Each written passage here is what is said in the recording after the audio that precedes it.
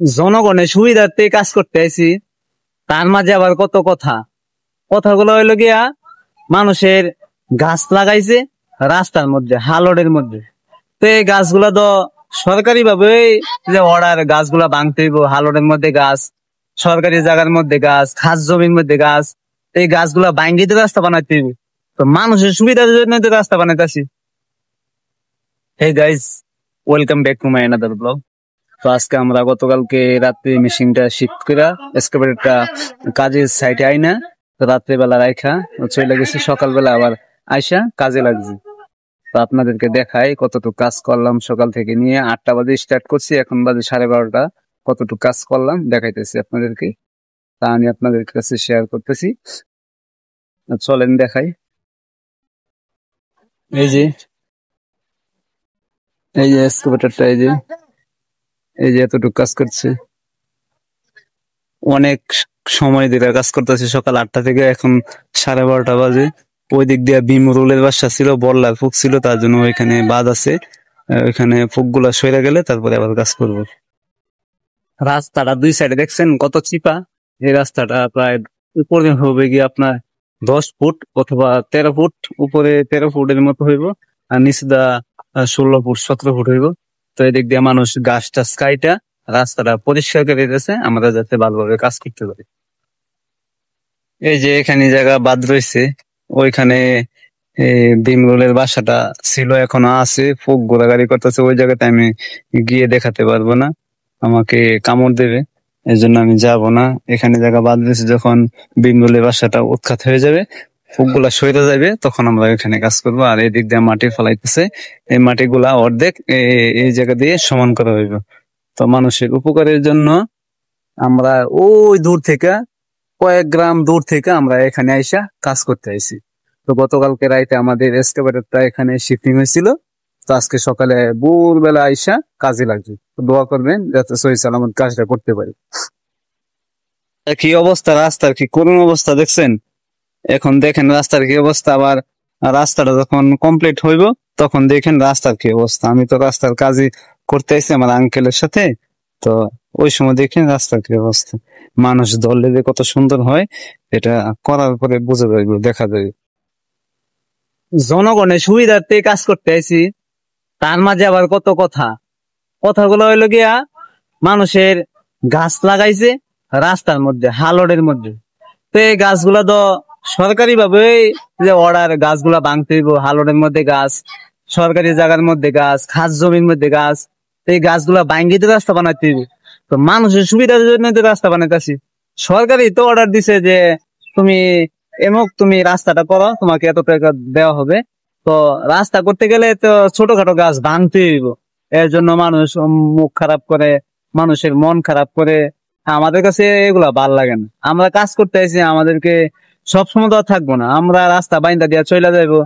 রাস্তা দেখাশোনা তোমরা করবা, তোমরা এই রাস্তা দিয়ে হাঁটা চলাচল করবা, ঘোরাঘুরি করবা।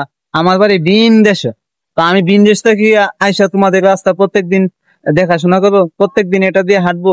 এটার মধ্যে তোমারই হাঁটতে হবে, তোমাকেই যত্ন নিতে হবে। তাই বলে আমাদেরকে গালাগালি করলে মানে ভালো হয় না বিষয়টা। তোরা গাছ গুছ যা লাগাইবেন সবগুলা রাস্তা থেকে দূরে লাগাইবেন, যাতে আপনার ভাঙা না পড়ে, কাটা না পড়ে। তো এক্সকাভেটর দিয়ে তো, এক্সকাভেটরের হাত পা তো অনেক লম্বা লম্বা, তো মাটি কাটার সময় ছোটখাটো গাছ থাকে। ওই যে একটা ফুলা গাছ ভাঙছে, এর জন্য মন খারাপ। তো এই সাইড দিয়ে আরো 81 গাছ, ইউক্যালিপ্টার গাছ ছিল, এগুলা ভাঙছে। তো না ভাঙলে তো গাড়িও আগায় না, মাটিও নেওয়া হয় না। তো রাস্তা থেকে রাস্তাতে মাটি ফেলাইলে খিলা বইব। তো গাতা থেকে মাটিগুলা উঠায় রাস্তাতে ফেলাইতেছে, তো এর জন্য অনেকগুলা গাছ ভাঙা হয়েছে। তো এর জন্য অনেকে মন খারাপ করছে, মুরব্বীরা মন খারাপ করছে, মহিলা, বিশেষ করে মহিলারা বেশি মন খারাপ করে। তো যাই হোক, মহিলাদের কথা ততটা ধরি না। তো আমরা আসছি মানুষের উপকার করার জন্য। প্রত্যেক দিন তো আর আসবো না, বছর 6 মাসে একবার সরকারি ভাবে অর্ডার আসে যে এই রাস্তাটা মেরামত করো, ওই রাস্তাটা মেরামত করো। তাহলে আমরা গাড়ি নিয়ে যাই, আমরা গিয়ে মেরামত করে দিয়ে আসি, মাটিগুলা পর্যাপ্ত পরিমাণ ফালাই দিয়ে আসি, যাতে কয়েক বছর যায়, মানে না ভাঙে আর কি। মানুষ, গ্রামের মানুষ, এলাকার মানুষ যাতে ভালোভাবে চলতে পারে। একটা গাড়ি, প্রাইভেট কার, মেহমান যাতে বাসায় আসতে পারি গাড়ি নিয়ে, এরকম একটা পরিস্থিতি করে দিয়ে আসি। তো আমরা ভালোর জন্য আসি, আমাদেরকে কেউ গালাগালি করবেন না দয়া করে। এই রাস্তার কাজগুলো আসে কিভাবে জানেন? আমার আব্বা হচ্ছে একজন ওয়ার্ড মেম্বার। তো ওয়ার্ড মেম্বার হিসাবে তো আমাদের ইউনিয়নের ভিতরে যতগুলা কাঁচা রাস্তা আছে, তো মোটামুটি ভাবে আমাদের ইউনিয়নের ভিতরে আমাদেরই একটা গাড়ি আছে এক্সকেভেটর। আর নতুন একটা গাড়ি এক সপ্তাহ হইব নিছে, এটা রং টং করতেছে। তো আমাদের ওয়ার্ডের ভিতরে অথবা আমাদের ইউনিয়নের ভিতরে একটা গাড়ি থাকায়, তো আমার আব্বা আবার ওয়ার্ড মেম্বার হয়।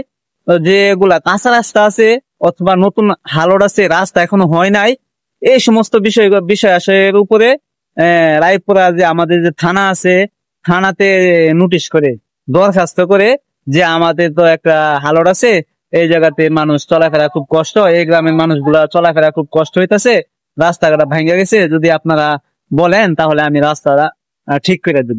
তো এরকম ভাবে রায়পুরা থেকে মানে আমাদের থানা থেকে স্যার অর্ডার দিলে আমরা প্রত্যেকটা রাস্তাগুলা করি আর কি। তো আমাদের ওয়ার্ডের ভিতরে যতগুলা হালট ছিল সবগুলা হালটই আমরা কমপ্লিট করে লেছি বাইন্দা। তো এবার হচ্ছে গিয়ে অন্য ওয়ার্ডে আসা আর কি। তো অন্য ওয়ার্ডে আসা আমরা এই এক্সকেভেটর দিয়া মানে ভাঙ্গা রাস্তাটা কিছুক্ষণ আগে দেখাইলাম যে রাস্তার কি করুণ অবস্থা, একটা নিশুক যায় না, ছোট একটা বিভা ট্যাগ যাইতে পারে না, 4-5 জন মানুষ এক সিরিয়ালে হাইটা যাইতে পারে না, এরকম রাস্তাটা একবারে ফিনিশিং দিয়া 10 ফুট 12 ফুট 13 ফুট 15 ফুট এরকম উপরটা চওড়া কইরা মানে একবারে রাস্তা লেভেল দিয়া। তো আমি আপনাদেরকে আবার দেখাবো, কিন্তু এখন কাজ করতেছি, কাজের মধ্যে যেরকম দেখাইছি তো ফিনিশিং দিয়া তো আবার তো আমি ভিডিও করবোই, ফিনিশিং দিয়া আমি তো আবার ভিডিও করবোই। ওই ভিডিওতে দেখেন যে রাস্তাটা কত সুন্দর হয়েছে, আগে কিরম ছিল এখন কিরম হয়েছে। তো এখন রাস্তাটা দুর্দশা অবস্থা, এটাকে মেরামত করতেছি। তো আমাদের জন্য আপনারা দোয়া করবেন যাতে আমাদের শরীর স্বাস্থ্য ভালো থাকে, আমাদের গাড়িটা যাতে সমস্যা না হয়। মানুষে কিন্তু এরকম কাজ করতে পারতো না, করতে পারতো সময় লাগতো। দেখেন কত ময়লা টয়লা সাফ কইরা এ কাজ টাজ করতে হয়, কোনো ঘিন্নান যায় না। আমরা যে কাজ করি কোনো ঘিন্নান যায় না। ময়লা প্যাক থেকে কাদা থেকে মাটি উঠাইতে হয়, আবার এই ময়লা টয়লা সাফ কইরা রাস্তায় ফেলাইতে হয়, মানে